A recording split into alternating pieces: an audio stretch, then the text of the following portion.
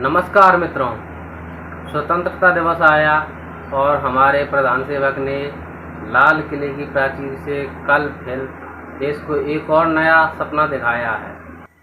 इस बार का सपना है आपको दीपावली पर उपहार के रूप में प्रधानमंत्री द्वारा विकसित भारत के लिए नई नींव रखी गई है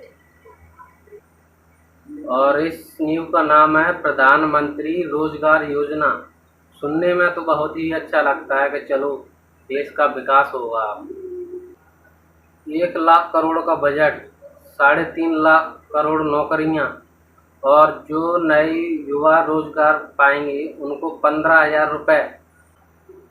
लेकिन भाई इस बात को सोचकर और सुनकर युवा सोच में पड़ गए हैं। सोच इस बात की है कि ये तो वही पुराना वादा है। जब मोदी जी देश की सत्ता में आए थे तब हर साल देश के युवाओं को 2 करोड़ रोजगार देने की घोषणा की थी मोदी जी ने।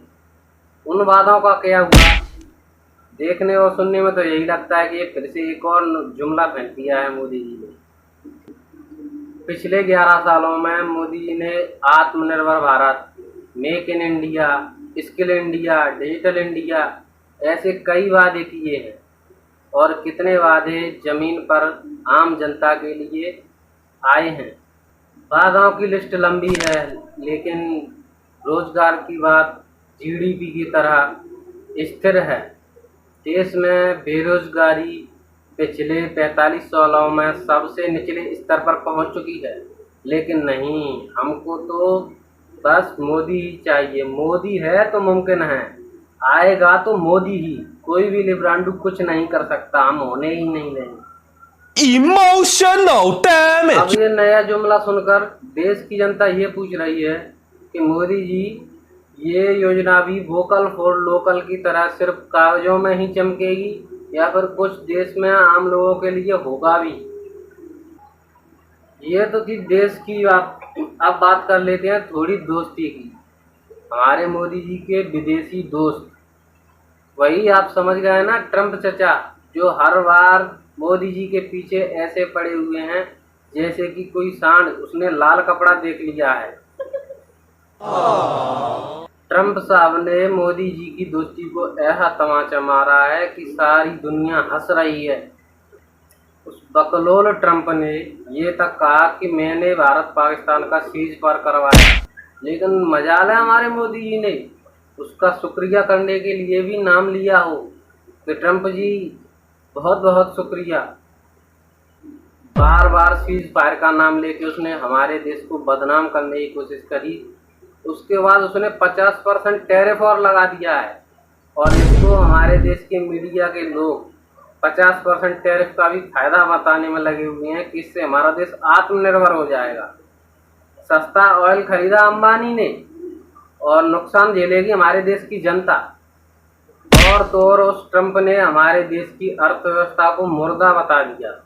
इतना बोलने पर भी मोदी जी ने खुलकर ट्रंप को जवाब नहीं दिया। पूछता है भारत कि हमारे देश के प्रधान सेवक चुप्पी साध कर क्यों बैठे हैं, जवाब क्यों नहीं दे रहे हैं? देश की जनता पूछ रही है कि मोदी जी ने भारत को विश्व गुरु बनने का सपना दिखाया था, अब ट्रंप के सामने चुप क्यों बैठे हैं आप? मित्रों, तो ये बात तो हुई मोदी जी और ट्रंप की दोस्ती की। अब बात कर लेते हैं थोड़ा देश की। जब इस बार राज्यसभा में मोदी जी को ऑपरेशन सिंदूर के ऊपर बाहर देना था तो उन्होंने 14 बार नेहरू जी का नाम लिया। ये एक अजीब सा शौक है हमारे मोदी जी को। मोदी जी या तो भविष्य में रहते हैं या फिर इतिहास में, भूतकाल में। वर्तमान में नहीं मिलेंगे आपको मोदी जी। वो या तो आपको भविष्य दिखाएंगे या फिर भूतकाल। ये हुआ था, वो हुआ था, लेकिन वर्तमान में क्या करना है क्या नहीं करना है इसका उनके पास कोई रोड मैप है ही नहीं, ऐसा लगता है। राज्यसभा में 90 मिनट के भाषण में मोदी जी ने 14 बार नेहरू जी का नाम लिया। अरे भाई, ये 74 साल के वयोवृद्ध नेता जी नेहरू जी से इतनी नाराजगी किस बात के लिए रखते हैं? लेकिन सवाल ये है कि अगर नेहरू जी होते ही ना तो फिर हमारे प्यारे मोदी जी किसको कोसते? अरे भाई, देश की जनता ये बोल रही है कि नेहरू जी की तो बात छोड़ो, मोदी जी बेरोजगारी और महंगाई पर 2 शब्द तो बोलिए। मोदी जी ने स्वतंत्रता दिवस पर किसानों को एक और सौगात दी है, प्रधानमंत्री कृषि धन धान्य योजना। इससे देश के 100 जिलों को बहुत फायदा होगा। ये बात सुनने में तो बहुत अच्छी लगती है, लेकिन धान की जो रेट है वो वर्तमान एमएसपी से भी कम है। और सुनने में आ रहा है कि धान का जो बीज है उसको खरीदेंगे, उस पर 50% की सब्सिडी रहेगी, लेकिन जो लागत आ रही है फसल को बोने में और उसको काट कर घर तक लाने में, उसका तो खर्चा भी नहीं निकल रहा है। लेकिन इस पर हमारे मोदी जी कुछ नहीं बोलेंगे, ना कुछ कहेंगे। देश का किसान हर तरह से दुखी और प्रताड़ित है इस समय। किसान बोल रहा है कि हमारे खेतों में समय फसल नहीं दिख रही है, केवल भाषणों की फसल लहलहा रही है चारों ओर देश में। और अंधभक्त जय मोदी जय श्री राम बस यही करने में लगे हुए हैं।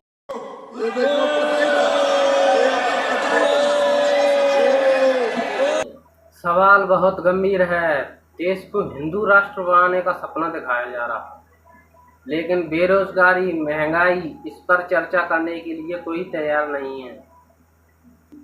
लेकिन देश की जनता भी अब समझ चुकी है कि ये जुमलों की चमक अब फीकी पड़ रही है, लेकिन फिर भी हर भाषण में विकसित भारत का सपना दिखाया जाता है। अरे भाई, अगर इतने वादे करने से देश विकसित होता तो आज तक हम मंगल ग्रह पर खेती कर रहे होते। मित्रों, जय श्री राम। वरना लोकतंत्र बर्बाद हो जाएगा जी।